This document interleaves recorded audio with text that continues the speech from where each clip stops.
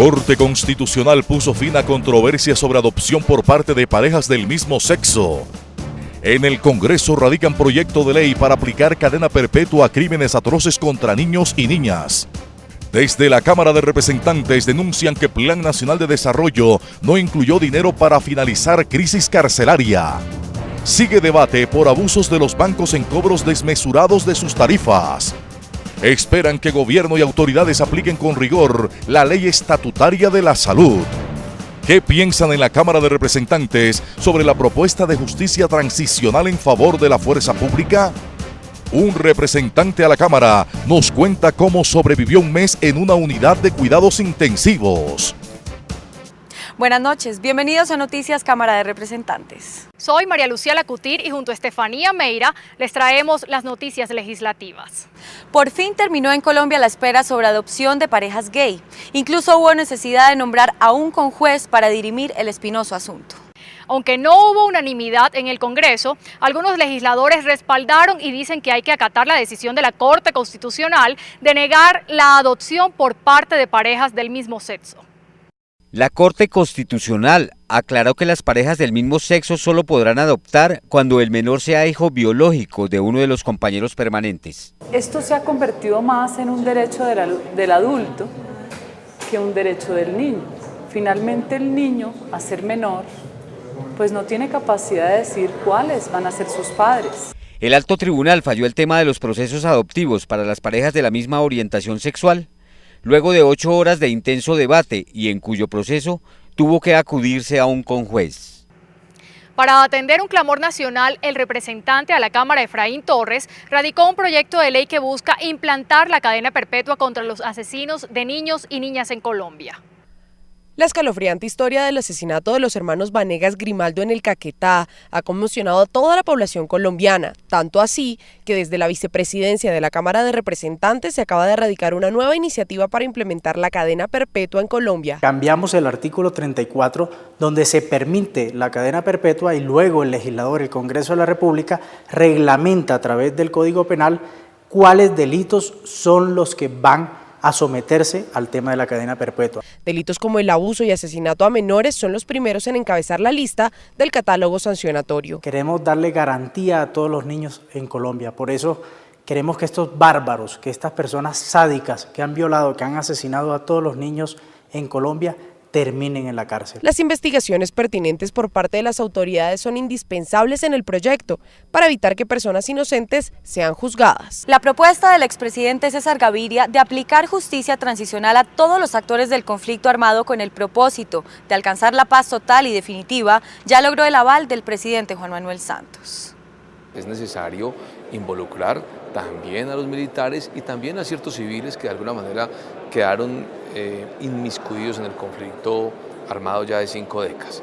El tema de la impunidad, de que no haya cárcel para las personas que han cometido delitos, pues yo creo que es un tema que hay que analizarlo con pinzas y va a haber que analizar qué tipo de delincuente o qué tipo de situación fue la que se presentó para determinar en qué se justifica y en qué no se justifica. Pero nosotros no podemos ponerlos en la misma mesa y tenemos que buscar un punto medio en el marco de esa propuesta que nos permita que el proceso se haga y no sea sinónimo exclusivamente de impunidad. Si tratamos a todos con el mismo rasero, los que tengan que ver con los delitos cometidos durante 50 años, sería un buen punto de partida para encontrar lo que todos necesitamos para que de verdad haya paz, que es el perdón entre todos los colombianos. El movimiento Mira denunció que en el Plan Nacional de Desarrollo que se discute en sesiones extraordinarias aquí en el Congreso, hay un artículo para aplicar una sobretasa a las tarifas de los parqueaderos, acción que contradice los propósitos de abaratar el precio a los usuarios. Según el representante Carlos Guevara, los alcaldes y gobernadores tendrían la potestad de incrementar las tarifas de los parqueaderos públicos. No debe ser el camino para desincentivar el uso del vehículo particular, seguirle metiendo la mano al bolsillo a los que tenemos un carro o los que tienen un vehículo para transportarse o para trabajar. Los parqueaderos, según su infraestructura y capacidad, pueden cobrar entre 45 y 95 pesos el minuto, pero estas tarifas a la fecha no se cumplen. Desde la Cámara de Representantes les piden a las autoridades de Bogotá que las tomas policivas a sitios deprimidos como el llamado Bronx vayan acompañadas de programas sociales. Entre los vendedores de drogas que allí abundan, hay cientos de desamparados sociales víctimas de la drogadicción y la falta de oportunidades. Por lo tanto, lo que necesitan es atención y ayuda. La policía de Bogotá planea hacer una nueva intervención en la zona del Bronx, a pesar de que la última vez que entraron y desarmaron los cambuches, proliferaron nuevas ollas en diferentes localidades de la ciudad. Lograr como una articulación de manera que las entes distritales puedan realmente lograr ese acompañamiento y la generación de estas alternativas para estas personas, porque si no vamos a seguir en el ciclo vicioso. O sea, es importante la labor que ha hecho la policía, pero no suficiente y no se les puede dejar solo. A pesar de los diferentes golpes a las bandas dedicadas al microtráfico, la policía continúa en la búsqueda de otros expendedores, pues son estos grupos los que generan mayor cantidad de homicidios en la ciudad. El hacinamiento que padecen los internos de la cárcel de Valledupar es la muestra de que la crisis carcelaria no tiene fin. Según las cifras de la Defensoría del Pueblo, el hacinamiento carcelario en Colombia alcanza el 58,3% y en algunas cárceles del país la cifra se triplica. En la costa, Riohacha es la cárcel de mayor hacinamiento en Colombia, Valledupar, creo que Montería. Por esta razón, el representante por La Guajira, Eloy Chichi Quintero, citará al gobierno nacional a un debate de control político. Hoy los derechos humanos en todo el mundo ven el problema carcelario de Colombia. En el debate se espera escuchar las voces de todos los despachos que tienen que ver con este tema, con el objetivo de encontrarle una solución. Ante este grave problema carcelario, consultamos al ministro de Justicia, Yesid Reyes, para saber si el Plan Nacional de Desarrollo incluyó presupuesto para solucionarlo. El ministro respondió que no hay dinero suficiente. Como quien dice, no hay cárcel para tanta gente. Como muy grave para los reclusos del país y para superar el hacinamiento en que viven, calificó Pierre García, representante de Centro Democrático, del reconocimiento de parte del gobierno que no hay recursos para construir los centros carcelarios que se requieren. Y creo que lo grave es que en este plan de desarrollo se va a ver que de forma sistemática van a incumplir en todos y cada uno de los programas donde piensan hacer inversión. El ministro de Justicia explicó ante la Comisión Primera de la Cámara que por falta de recursos no se podrán habilitar los nuevos 50.000 cupos carcelarios que se habían prometido. Los cupos planeados en materia de cárceles se redujeron, entre otras cosas, por problemas presupuestales, entonces no se van a poder hacer los que inicialmente se habían proyectado. En este momento nosotros estamos planeando para los próximos 4 años unos 15.000 cupos penitenciarios. El ministro de Justicia también explicó en la Comisión Constitucional de la Cámara la descongestión judicial y el acceso a la justicia que lidera su despacho. El representante conservador David Barguil pidió al Congreso legislar con prontitud en relación con las denuncias de los ciudadanos que se siguen quejando por los abusos de las tarifas en los servicios bancarios. Se acaba la actividad comercial engañosa, se acaba la letra menuda de los contratos, porque ahora los usuarios les tendrán que informar, además de la tarifa de un producto o de la tasa de interés para un crédito o para un CDT, con el mismo tamaño, el mismo tipo de letra, otra tasa que incluya la tasa de interés, pero también los costos asociados a ese producto, como gastos de gestión, pólizas, seguros, impuestos. La gente... En la Cámara de Representantes se pidió iniciar la construcción del Metro de Bogotá y no dilatar el reinicio de la obra del túnel de la línea, porque además de ser necesidades del país, son obras que generan trabajo a los desempleados. Ante la caducidad de las obras del contrato del túnel de la línea, más de 200 empleados no reciben sus salarios. Para nadie es un secreto que en el transcurso de todo el proceso de la construcción del túnel, lo que lleva construido el túnel, que se habla de un 70%, siempre hemos oído la crisis de los trabajadores, el no pago de los salarios a tiempo de los trabajadores del túnel de la línea. Los habitantes del departamento del Quindío, en donde inician las obras del túnel de la línea, continúan esperando que éstas se reactiven, pues esta región continúa marcando los primeros lugares en desempleo en el país. Consecuencialmente eso tiene repercusiones en el municipio de Calarcá, que es el mayormente afectado. Las ONGs cumplen un papel vital en procesos de paz como el que adelantan en La Habana gobierno y FARC. Estas son un puente con la sociedad para enterarla de lo que allí se discute y también incorporar en la agenda inquietudes que no están programadas. Como fundamental calificó la representante de la Cámara, Ángela María Robledo, el papel de las ONG para entender cómo Colombia puede llegar a la etapa del posconflicto. Es fundamental para hacernos sentir que este no es un asunto de La Habana, entre las FARC y el gobierno, o entre las FARC, gobierno y ELN, ojalá más adelante, sino que esto nos toca a todos y a todas. Las ONGs y las universidades nos pueden ayudar enormemente en esta comprensión de lo que es la guerra y de lo que puede ser la paz. Estudios y aportes a la institucionalidad para poder encontrar fórmulas, para poder encontrar cuál es el tipo de intervenciones que hay que hacer para ir aclimatando la paz en el país. Los aportes de estas organizaciones también se dirigen al gobierno nacional para encontrar caminos a los procesos que se deben dar en los territorios una vez termine el conflicto y sobre lo que se debe hacer con los desmovilizados de las FARC.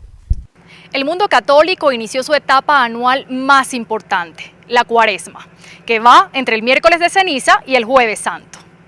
El tiempo de Cuaresma es un espacio de reflexión, penitencia y de generosidad que comienza el miércoles de ceniza.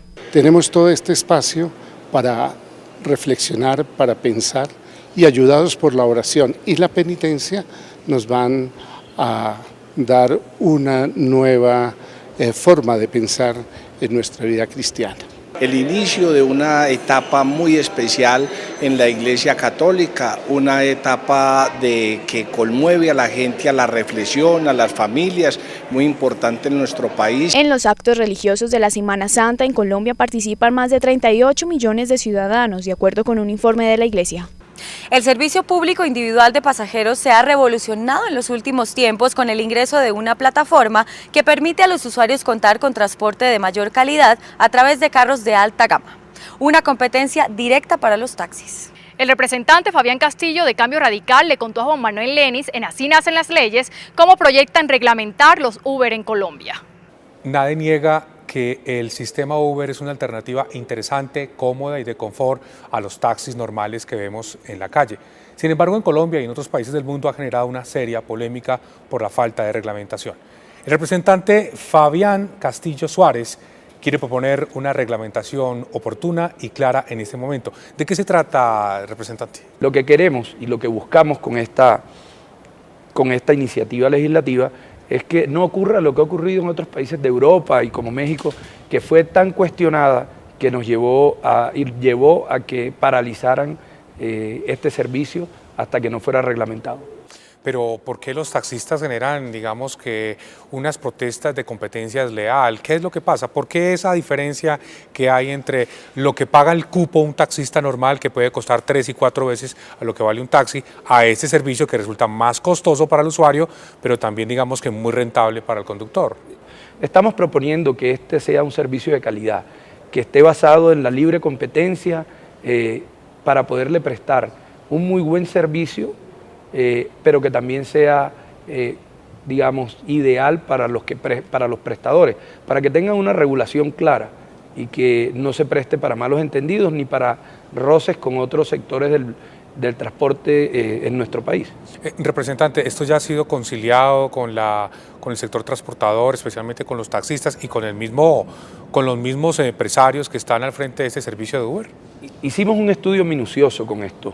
Hemos estado conversando con personas del sector del transporte de taxis, con empresarios del sistema de transporte especial y con empresarios de este sistema que sería el sistema especial de lujo solicitado por una aplicación tecnológica. Es el representante Fabián Castillo Suárez, representante de Cambio Radical por el departamento de Magdalena, quien está liderando esta propuesta de reglamentar el servicio de Uber. En una próxima oportunidad, como siempre, tendremos otro tema de gran actualidad aquí en Así Nacen las Leyes. Hasta pronto.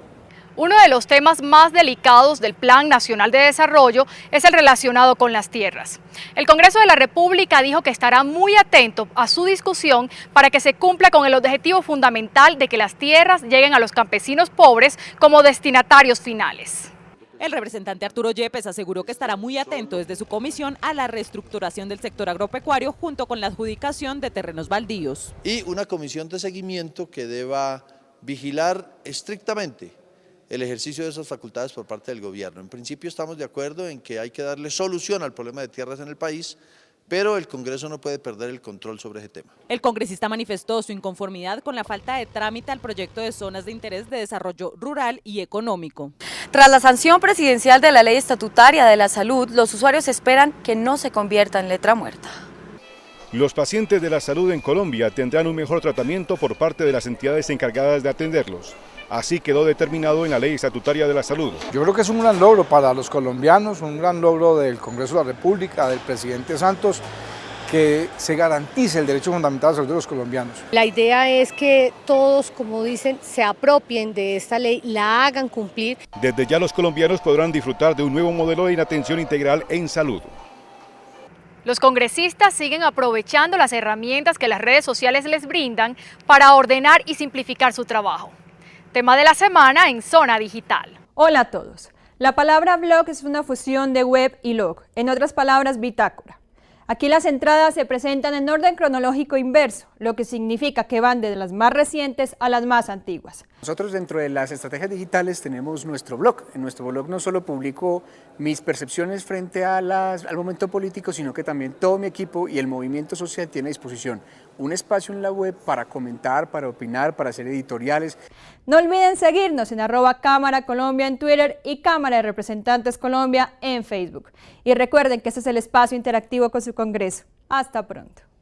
Y en pocas palabras, un congresista conservador le contó a Robinson Castillo que un milagro lo salvó porque nadie daba un peso por su vida. Durante un mes estuvo hospitalizado en una unidad de cuidados intensivos. Este congresista del Putumayo jura que un milagro le salvó la vida. Un milagro de Dios. Me dio una segunda oportunidad de vida, Robinson. Estuve un mes en cuidados intensivos por una cirugía tal vez mal hecha. Tenía pocas posibilidades de salir adelante.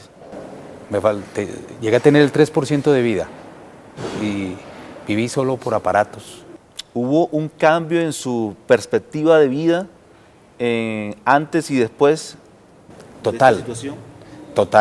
Total, porque logré entender lo que es la vida y logré entender de que cuando a uno le dan como esta segunda oportunidad de vida, que me la dio Dios, me di cuenta de que tenía que cumplir sobre la faz de la tierra unos temas para los cuales Dios me había colocado.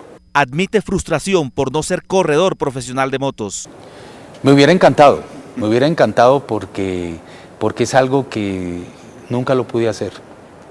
Y cuando cojo una moto me da miedo. ¿Se considera bueno para la natación? Sí, porque me crié en una zona como el departamento del Putumayo, donde hay ríos grandes como el río Putumayo, el río Caquetá, el río San Miguel. Y uno ahí cuando era niño apostaba a pasarse el río y sobre todo a refundir. ¿Por qué afirma que le gustaría devolver el tiempo?